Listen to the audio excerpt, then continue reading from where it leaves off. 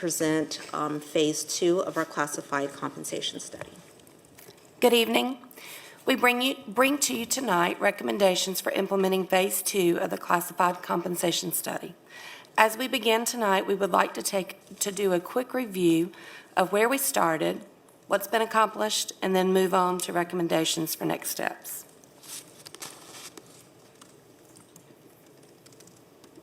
As a reminder, our classified employees are staff who primarily support the district's daily operations and are generally not certified to teach. This group includes more than 390 unique job titles, with major roles such as bus drivers, custodians, teacher assistants, clerical staff, and maintenance workers. In the fall of 2023, we identified a need to conduct a comprehensive review of classified pay grades 1 through 9, and we engaged an external firm who conducted a classified compensation study. In the spring of 2024, we requested funding from Mecklenburg County to support the study. In the summer of 2024, Mecklenburg County approved the funding. We are grateful for the support of our local county commissioners in funding the request. In the fall of 2024, staff verified their state service data. In January 2025, the recommendation went to you as a Board of Education, and you approved the recommended salary schedules. And in February 2025, Phase 1 was implemented retro back to July 1. That brings us to Phase 2 in our timeline, which is highlighted in green. What we've accomplished so far with the implementation of Phase 1 through the board and district leadership has been no small feat. This marked, as Dr. Hill shared, the first compensation study undertaken and implemented by CMS since 2007. A compensation study was done in 2018-19, however, it was not funded or implemented. It had been 18 years since CMS had implemented a study. Over $25 million was invested in our classified employees in Phase 1, and we were able to raise the minimum hourly rate to $20 an hour. As a reminder, these were our key goals of the classified compensation study, and we accomplished a lot in Phase 1. The overarching goal is to establish a competitive pay framework that ensures employees are neither underpaid nor overpaid, fostering equity and market competitiveness. We were able to get pay grades North Carolina NC 6, 7, 8, and bus to market under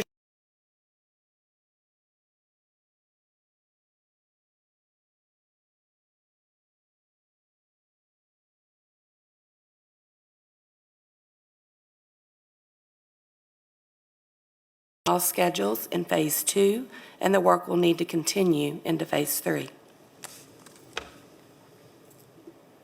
In Phase 2, the goals were to place pay grades NC08 and above on market competitive salary schedules as we focus on bringing the next group of employees closer to market rates.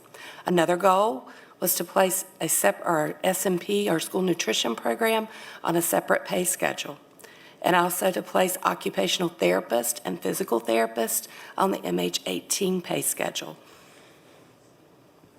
And the last goal that you see listed there is to reward our classified employees for each additional year of CMS service, with the goal of starting that in January, and for that to occur every January pending funding.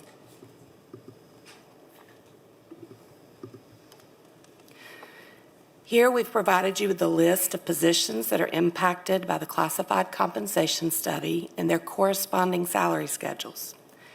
Below that, you have linked the updated salary schedules that we're submitting to you for your approval. Kely Klutz, our Chief Finance Officer, will now share more with you regarding the funding.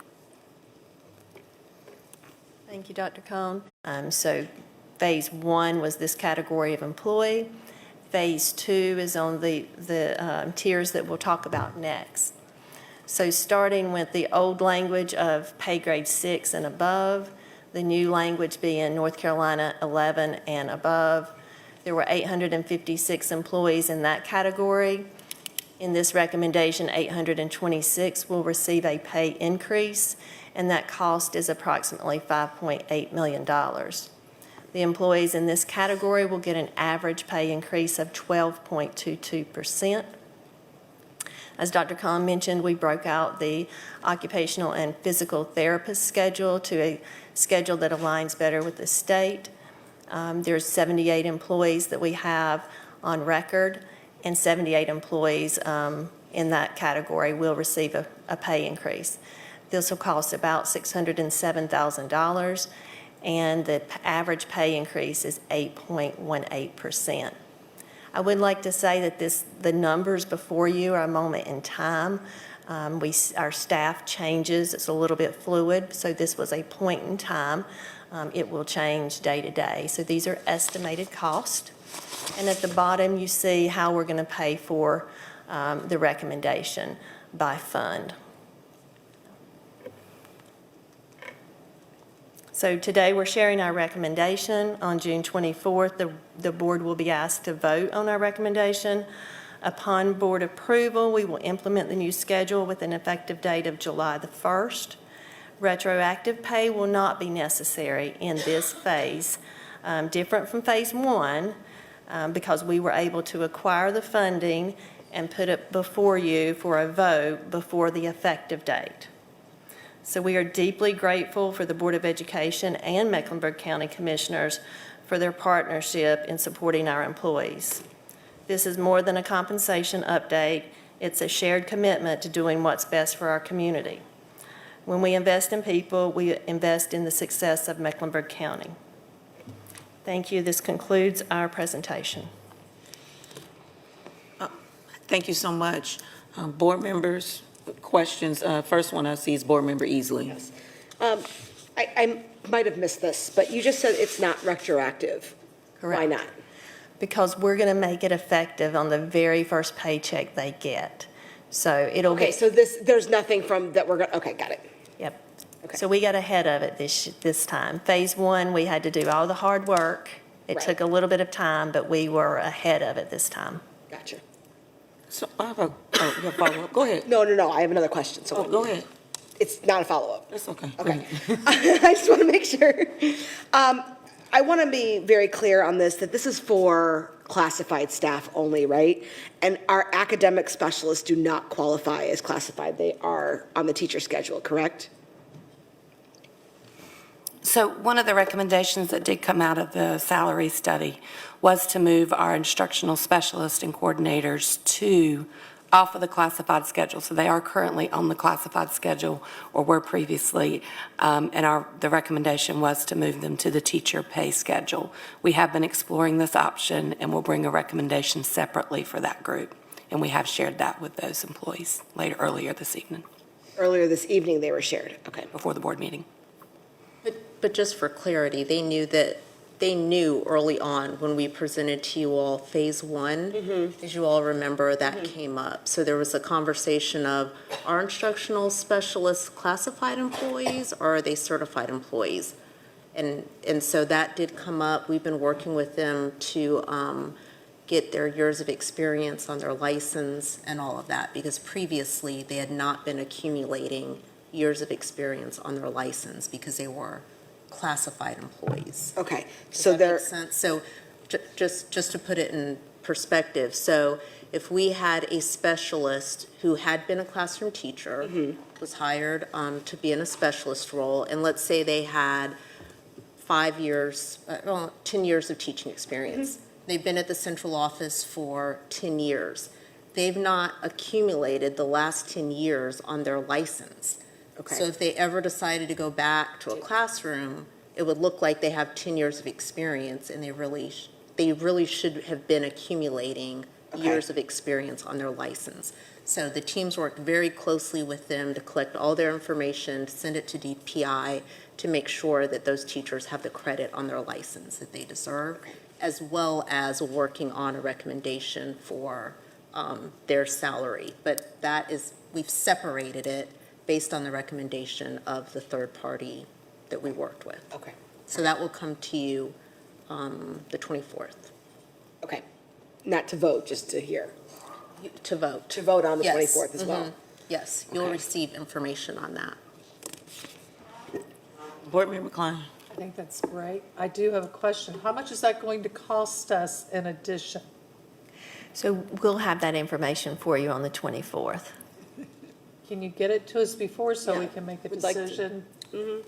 Well, you'll have it, as you always do, on the 11-day rule. Right. It's already been funded.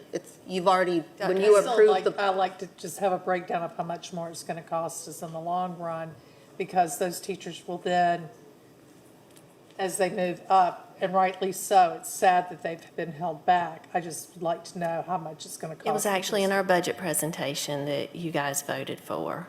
Okay. So that You've approved it amount already. is in there. Vice Chair Rankin, okay. Staying in that same vein, so you're saying that specialists and coordinators are not a part of this presentation right now. Is that correct? Correct. They are or are not? They are not included in the recommendations that we're bringing to you tonight. Tonight, they're not. Okay. Will they, so have there been a decision to switch from classified schedule to teacher schedule? Has that decision been made? You will receive that recommendation to vote on June 24th. We'll find out about those particular positions on the 24th. What the schedule will be. You'll learn it per your 11-day rule prior to that. But instructional specialists are not classified employees and should have never been considered classified employees. So we are separating them. Yes. Classified employees are typically, as we see here, those people that are generally not licensed to teach. Yeah. Instructional specialists by nature are instructional employees. So we are separating them, but we're bringing it to you in two separate recommendations. For those specialists that are accumulating longevity pay, how does that work? My next question. That will be shared with you in the Okay. June All right, all right. report. I've tried it every The which way. only people that we're talking about tonight are these examples: bus drivers, custodians, teacher assistants, clerical staff. Gotcha. And there is no you voting on this in terms of a financial impact has nothing to do with the instructional specialist. So don't feel like if we vote for this, there's not going to be enough money for the specialist. Yeah, You've already approved the budget for the budget for this. Yep. Wait a minute, hold I'll up. come back to you, We don't get 10 minutes? because it's not a motion. Oh, okay, I'll come back. My bad. Dr. Witherspoon. Thank you. My question is for clarity, and forgive me if you mentioned this, going back a couple of months. Just the after-school and the school nutrition are self-funded. Self-funded, correct? that's correct, Just wanna yes. make sure. Okay. That's it. Okay. Board Member Nunn. On slide 9, I believe, we list the average increases. And I know this specifically for this phase, it was on the higher pay grades. I know the first phase was heavily focused on entry level, getting them up to market. We have an average increase, especially in the upper levels, of 12% and 8%. Is that a straight line average, or is it certain positions are getting a larger increase? So whether it's a custodian or school bus, are those kind of equal, like everyone's getting a 12% increase, or do we have the breakdown of that by the types of positions? I know we have the codes, but is there a way for us to understand who's getting the larger impacts? In this category, the top category 1 through 5 and NC 6 through 10, it's pretty easy for us to do that because there's a lot of people in those pay grades, bus drivers, cafeteria workers, those. But remember, there were nearly 400 job titles. And so there's a lot of job titles in that second category. So yes, we can pull the data, but there's not large like groups. Gotcha. So it's almost like you have to look at individuals to be able to tell. But the answer to your question is no, not everybody's getting 12%. There are ranges all over the spectrum. Okay. Got it. So that's just a percentage based on the budget investment that Right, we have are a seeing cost. for all of their pays, but not necessarily indicative of actual raise percentages. So we have a cost file, Yep. and we pulled a summary on the average, and that's how we got that average. Okay, gotcha. So I have a question. So does this, at the second phase, mean that that all of our employees are at a minimum of $20 an hour now? That is correct. That is accurate. And I would also go so far to say that the majority of our employees in the classified jobs after implementation of Phase 2 are at competitive market. Okay. We will still have a few that we will have to address in Phase 3, but the majority, overwhelming majority, are at market, well, relative market changing. Vice Chair Rankin. Just want to make sure, with this change here and the 24th, will there be anyone salary that will be going down? Is everyone's salary increasing, or at least with this compensation study? With Will the- anyone lose money? The compensation study before you today, there will be no one that will lose money Today? today. I'll be back on the 24th to ask the same question. I'll be asking. All right.